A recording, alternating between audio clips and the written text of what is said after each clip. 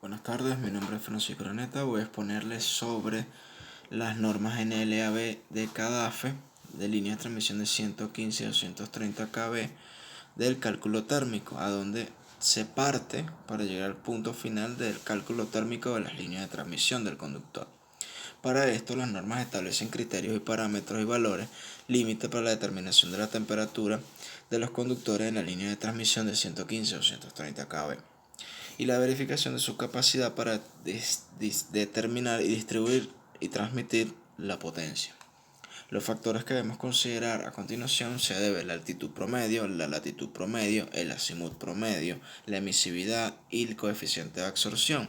El ángulo de ataque del viento perpendicular a la línea también, ya que el viento es un factor externo, la lluvia es un factor externo, el sol es un factor externo, por eso hablamos del azimut promedio para el ángulo del sol, ya que a la hora de hacer un proyecto de línea se debe tomar en cuenta todos esos factores, ya que influyen en el conductor, en las torres, todo lo que se rige en las normas NLAB de cada AFE.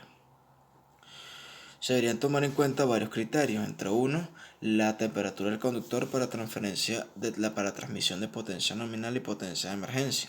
La temperatura de operación del conductor no debe ser de 100 grados centígrados por más de 600 horas al año.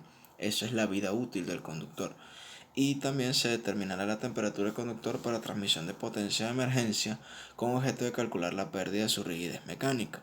Eso quiere decir que el ángulo que hace entre la flecha y la línea siempre va a ser como va a bajar por el calor o se va otra vez a elongación y se pone rígida por variación de la temperatura. Se deben tomar en cuenta que tenemos vientos y las temperaturas estándar en esta norma, en las cuales la temperatura ambiental media máxima y el viento es 2.194 km por hora. Eso puede variar, puede ser un poco más o un poco menos. Las condiciones para afectar la localización de las estructuras, ya que las estructuras son muy importantes a la hora de hacer el proyecto de línea de transmisión, se debe realizar con base a mayor temperatura del conductor que se obtenga las condiciones que se enumeran a continuación. Eso quiere decir que las estructuras se realizarán en base a la mayor temperatura del conductor que se obtenga de las condiciones que vamos a decir ahorita. Se verificará la potencia nominal de la línea bajo las condiciones siguientes: temperatura ambiental media máxima y calculando un viento de 2.194 km por hora. Eso varía, puede ser más, puede ser menos. Es una medida estándar de la norma. Se verificará la potencia de emergencia de la línea bajo las condiciones siguientes: una temperatura ambiental media y un viento de 3.291 km por hora. Está el mínimo y el máximo. Otra cosa que debemos tomar en cuenta es los soportes para la línea de transmisión. Eso ya sería más adentrándonos un poco más del tema, pero ahora nos vamos hacia el cálculo térmico. El cálculo térmico del conductor, ya que ahí nos apoyamos en la ecuación de Joule y cuadrado por R. El viento como factor externo, el sol como factor externo y el calor internamente que produce el conductor, la emisión de calor pues, del conductor.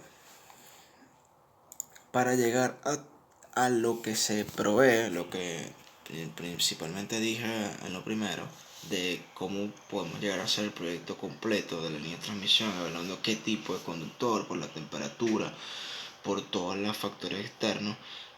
Eso es lo que vamos a decirlo así, como lo principal, lo primordial, que es lo que estamos haciendo ahorita, el motivo de esta exposición. Hay una serie de fórmulas usando la ecuación del calor o ecuación de Joule, haciendo también la transferencia de calor por convección. Se calcula la densidad, viscosidad y conductividad del aire, depende de la temperatura sobre altura sobre el nivel del mar. Eso varía si es en montaña, si es en costa. También varía los efectos del conductor, porque el conductor no solo transmite calor internamente, sino que se toma en cuenta los factores externos y varía el clima también. Otra que podemos también es el efecto corona. Podemos hablar del efecto corona. Se produce cuando en la superficie del conductor es mayor a la ruptura dieléctrica del aire. El efecto corona es causante de la radiointerferencia, ruido audible y pérdidas mínimas por lo general. El cálculo de corona nos basamos en la ley de Peake, gradiente de tensión crítica, calculamos el vector de carga, el método de Mark y Mengele. Para un proyecto de línea de transmisión, los conductores deben cumplir restricciones de temperatura, restricciones por efecto corona, restricciones por radiointerferencia. Luego es posible definir un problema de optimización cuyo resultado será diámetro de conductores, número de conductores por fase, diámetro y número de condiciones que definen la sección total del conductor, cuánto de cobre, cuánto de aluminio y cuánto de acero. A la hora de hacer un proyecto nos debemos basar en esto también, ya que si no hacemos las cosas bien, si no hacemos el proyecto bien, pues la línea puede fallar y bueno, se dan las restricciones de temperatura y radiointerferencia y otras cosas más.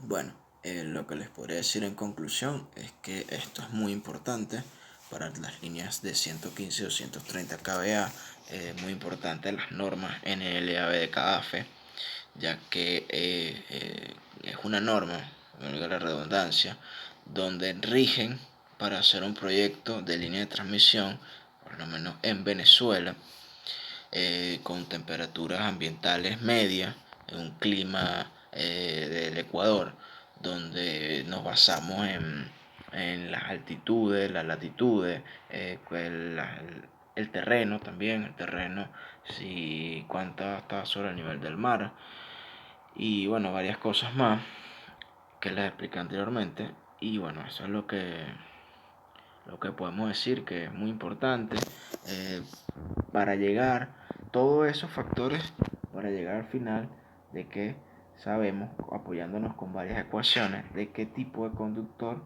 vamos a utilizar dependiendo del terreno, de la zona, del clima y de otros factores, ya sea el viento y sea el sol.